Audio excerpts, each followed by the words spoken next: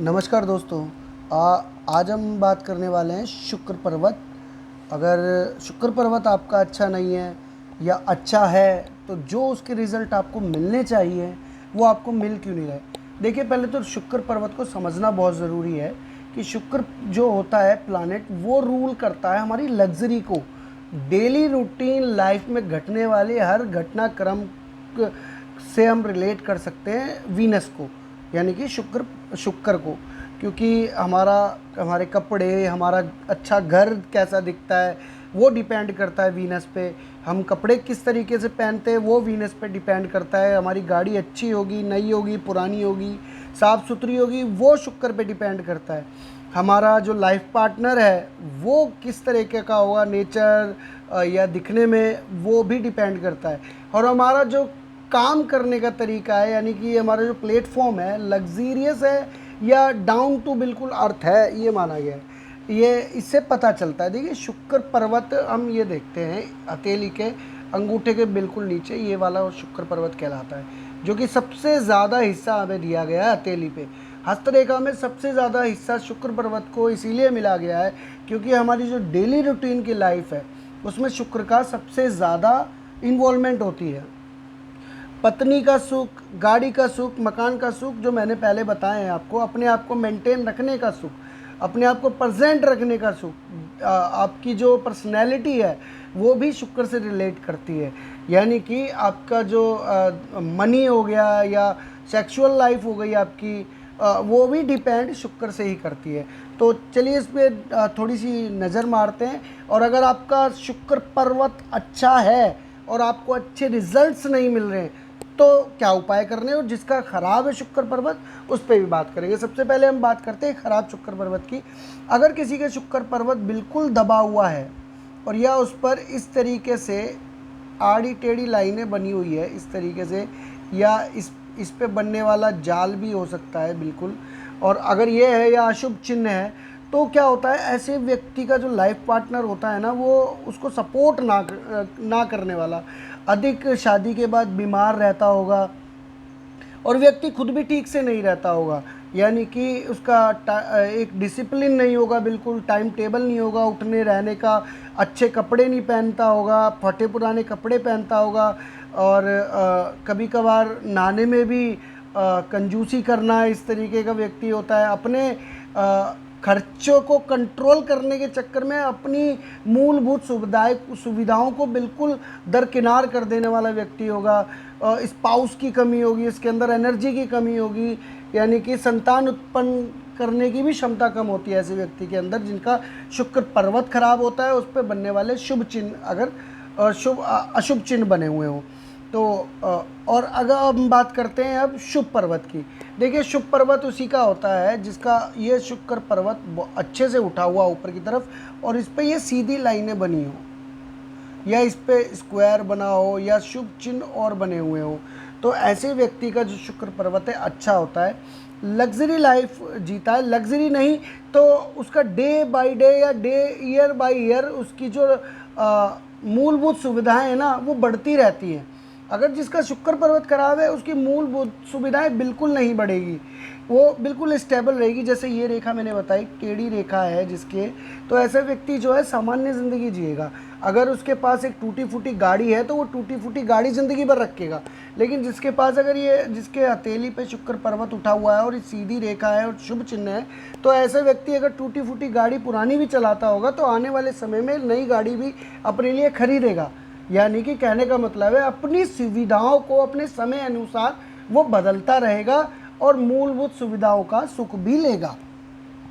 अगर किसी व्यक्ति के हथेली पे शुक्र पर्वत अच्छा है, और ये खराब के लिए भी उपाय है, अच्छे के लिए भी, अच्छा भी है और उसे ये अच्छे इफ़ेक्ट नहीं मिल रहे हैं, तो उसे क्या करना है? सबसे पहले तो उपाय करे वो मेडिटेशन, यानी कि सुबह जल्दी उठ के उसे मेडिटेशन करना है, अपने दिमाग को एकाग्र करना।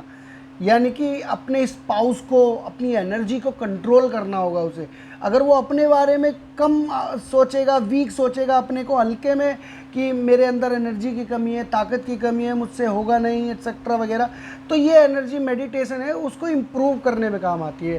सेकंड जो ऑप्शन आता है हमारा, जो वैदिक उच्चारण है, मंत्र उच्चारण, यानी कि मेडिटेशन के बाद आप नहा धो के स्वच्छ होकर मंत्र उच्चारण कर सकते हैं।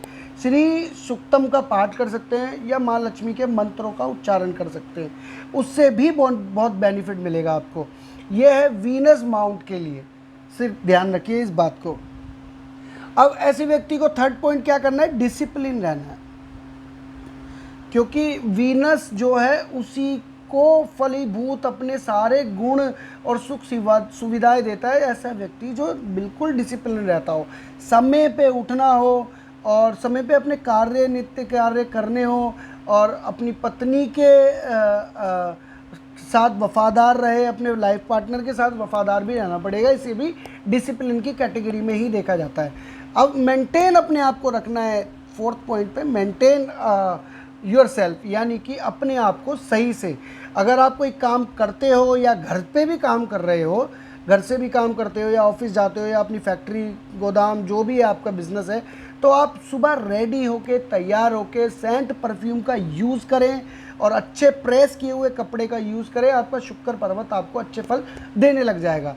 सेकंड ऑप्शन, फिफ्थ ऑप्शन है हमारा कि आप सिल्वर भी धारण कर सकते हैं अंगूठे में, यानी कि अंगूठे के अंदर सिर्फ, और किसी अंगूठे में चांदी का छल्ला प्योर 99.9% होना चाहिए, बिना जोड़ का छल्ला या कट वाला छल्ला आप पहन सकते हैं। अब इसके बाद आती है स्टोन रेमेडीज़, यानी कि जेम स्टोन रेमेडीज़।